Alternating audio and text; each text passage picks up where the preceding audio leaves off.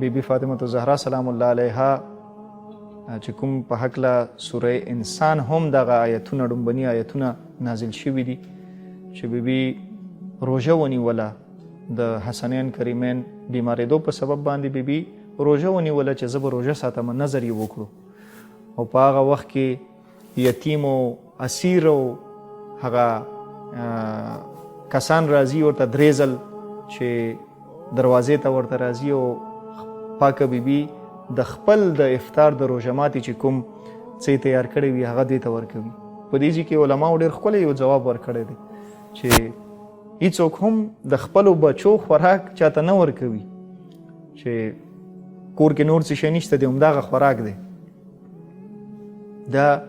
فقط هغه یو انسان ورکولی شي چې دې دننه چې کوم کسان دي دې ته هم د بچو نظر وکړي او چې بار کوم سائل راغلی دی، کوم ګدا راغلی دی، هغو ته هم د رحم او ترحم نظر وکړي، د بچي غوندې نظر ورته وکړي، نو هلې به بیا هغه ته هم دغه حصه ورکوي. نه فقط حصه بلکې د ټول کورنۍ چې څومره حصې وي هغه یې ټولې ورکړي، هغه اسیر ته او فقیر ته او یتیم ته. دا څومره عجیب مرتبت دی د بیبي فاطمه زهرا سلام الله علیها. موږ هم د دې پاکې بیبي در ته ورشو، د دې پاکې بیبي نه غوښتنه وکړو، د دې پاکې بیبي نه سوال وکړو، د الله تعالی په وړاندې د دې پاکې بیبي واسطه ورکړو چې یا الله د دې پاکې بیبي در نه موږ خالی لاس ستانه نه کړي، دغه شپې ورځې دي موږ سره، دغه ایام دي موږ سره چې موږ د هغې پاکې بیبي سره دوباره یو تعهد وتړو، یو عهد ورسره وکړو، یو قسم وخورو چې موږ به ستا په لاره باندې روان وو بیبي. چې کومو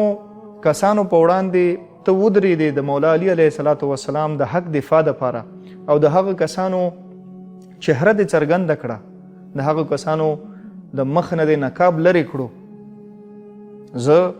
دغه خبره ډېر په ډاګه کومه چې زمونږ امام هم هغه دی چې کوم د بیبي فاطمه زهرا سلام الله علیها امام وو، او د هماغه کس مونږ هم انکار کوو چې د چا انکار بیبي فاطمه زهرا سلام الله علیها کړی. مونږ خو ځان دپاره مرجع پیدا کړې ده، مونږ خو ځان دپاره سورس پیدا کړی دی چې مونږ وایو چې مونږ د دې پاکې بیبي تقلید کړی دی، د دې پاکې بیبي په لاره باندې روان یو. تاسو ځان دپاره غم وکئ چې ستاسو سورس څوک دی، آیا هغه د دې لایق دی چې بیبي فاطمه زهرا سلام الله علیها خو د جنت سرداره بیبي ده، د دې پاکې بیبي زامن حسنین کریمین خو د جنت سرداران دي.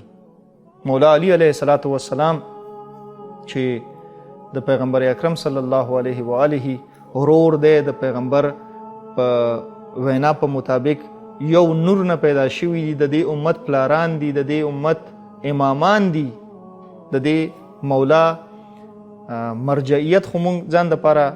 بیان کړو تاسو ته چې دغه سورس دی زمونږ، مونږ دې حضراتو سره ځان تړلی دی. تاسو د ځان دپاره داسې کسان انتخاب کوئ چې آیا هغه تاسو بچ کولی شي، جنت ته م رسولی شي. زمونږ خو دغه حضرات دي،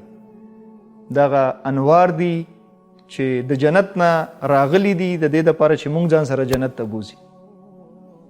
او په جنت کې د هغوی کوم مقام او کومه جایګاه ده هغه د پیغمبر اکرم صلی الله علیه و آله د وینا نه څه نه څه څرګنده شوي ده. سیدی شباب اهل الجنه، سیدة النساء العالمین، سیدة النساء اهل الجنه، مولا علی علیه الصلاة والسلام چې د جنت ته د تلو شرط دی، ړومبنی شرط د هر څه نه پس چې کله د توحید او د نبوت خبره وشي، پوښتنه وشي، نو شرط یې ړومبنی دغه نه دی چې تا نه به د لمونځ تپوس کوي، تا نه به ړومبنی د ولی تپوس کوي ستا امام او ولی څوک دی، د هغې نه پس به بیا لمونځ ته مرحله ځي. که ستا ولایت او امامت قبول شوی وي نو بیا به ته د جنت حقدار جوړیږي، د هغې نه پس مرحلو کې او فلټرو کې به بیا تیریږي. نو الغرض دا چې د الله شکر ادا کوو چې دې حضراتو سره مونږ تړلی شوي یو، انشاءالله چې د دې په لاره باندې روان وو، انشاءالله چې دی مونږ هغه مقصد او منزل ته ورسوي.